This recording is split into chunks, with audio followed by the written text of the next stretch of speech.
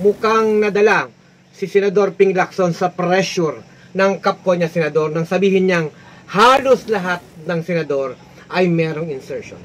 Pero kung babalikan natin, crusader siya. Sinasabi niyang matagal na siyang crusader ng anomalya at ng korupsyon. Pero sa ganitong paraan, sa ganitong sitwasyon, bibitaw siya para lumabas ang tunay na magnanakaw sa kabangbayan. Iniwan niya sa ere ang taong bayan. Ang pagbibitiw niya bilang chairman ng makapangyarihang Blue Ribbon Committee ng Senado ay matinding dagok para sa paghahanap ng katotohanan. Ang Senado po ay dapat na sandigan ng mamamayan sa paghahanap ng katotohanan, pag-iimbestiga. Tagapagtanggol sana para sa kaban ng bayan. Hindi kanlungan ng mga senador na nagiging daan para pagnakawan tayo ng pera mula sa kabang bayan. Sa halip sanang ipagpatuloy ang investigasyon, tila iniwan ng Senado ang taong bayan at hinayaan tayong nakukubawawan ng katiwalian.